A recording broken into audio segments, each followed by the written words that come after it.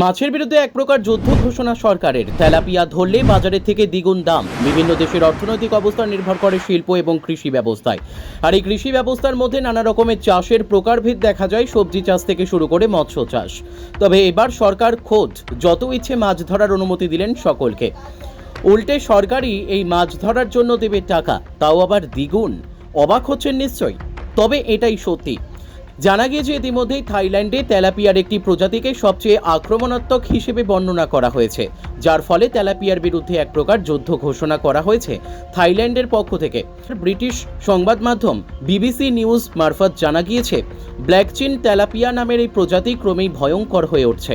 সেখানকার অন্যান্য ছোট মাছ যেমন কুচো চিংড়ি ও শামুক লার্ভা, যেগুলি থাইল্যান্ডের গুরুত্বপূর্ণ পণ্য, সেগুলি খেয়ে ফেলছে ওই জাতের তেলাপিয়া। আর সবচেয়ে ভয়ঙ্কর বিষয় হলো, ইতিমধ্যে এই প্রজাতির মাছ থাইল্যান্ডের অন্তত 17টি প্রদেশে ছড়িয়ে পড়েছে। কি ক্ষতি করছে তেলাপিয়া? প্রশ্ন উঠছে, কিভাবে তেলাপিয়া এমন দ্রুত ছড়াচ্ছে সেই বিষয়ে তদন্তের নির্দেশ দিয়েছে থাইল্যান্ডের পার্লামেন্ট। সম্প্রতি থাইল্যান্ড সরকারের তরফে এই নির্দেশ দেওয়া হয়েছে। বলা হয়েছে, তেলাপিয়া মাছের কারণে দেশের অর্থনীতিতে বিপুল ক্ষতি হচ্ছে। প্রায় লোকসান হচ্ছে $293 মিলিয়ন। ব্যাংককের এমপি নাত্তাচা বুনচাই নসাওয়াত জানিয়েছেন, যত দ্রুত সম্ভব এই ক্ষতিপূরণ করতেই হবে এবং ভয়ঙ্কর প্রজাতির মাছকে ধরতেই হবে। আমরা ভবিষ্যৎ একটি বিধ্বস্ত ইকোসিস্টেম রেখে যেতে চাই না। দেওয়া হবে দ্বিগুণ টাকা। এদিকে মাছটিকে ধরার জন্য নানা রকমের পদ্ধতি অবলম্বন করা হচ্ছে, এমনকি জেনেটিক পরিবর্তনের মাধ্যমেও এই প্রজাতির তেলাপিয়াকে নিয়ন্ত্রণ করা হচ্ছে। এর আগেও ব্ল্যাকচিন তেলাপিয়ার প্রাদুর্ভাবের দেখা গিয়েছিল থাইল্যান্ড, তবে এবারের ক্ষতিটা যেন রেকর্ড ছাড়িয়েছে।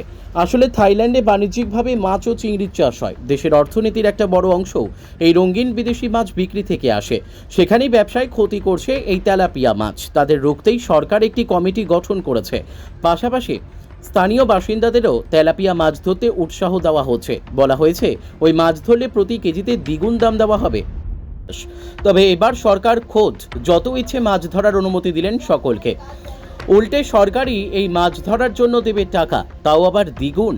অবাক হচ্ছেন নিশ্চয়ই, তবে এটাই সত্যি।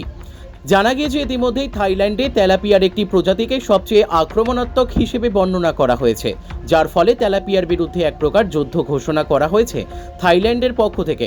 ব্রিটিশ সংবাদ মাধ্যম বিবিসি নিউজ মারফত জানা গিয়েছে, ব্ল্যাকচিন তেলাপিয়া নামের এই প্রজাতি ক্রমেই ভয়ঙ্কর হয়ে উঠছে। সেখানকার অন্যান্য ছোট মাছ যেমন কুচো চিংড়ি ও শামুক লার্ভা, যেগুলি থাইল্যান্ডের গুরুত্বপূর্ণ পণ্য, সেগুলি খেয়ে ফেলছে ওই জাতের তেলাপিয়া। আর সবচেয়ে ভয়ঙ্কর বিষয় হলো, ইতিমধ্যে এই প্রজাতির মাছ থাইল্যান্ডের অন্তত 17টি প্রদেশে ছড়িয়ে পড়েছে। কি ক্ষতি করছে তেলাপিয়া? প্রশ্ন উঠছে, কিভাবে তেলাপিয়া এমন দ্রুত ছড়াচ্ছে সেই বিষয়ে তদন্তের নির্দেশ দিয়েছে থাইল্যান্ডের পার্লামেন্ট।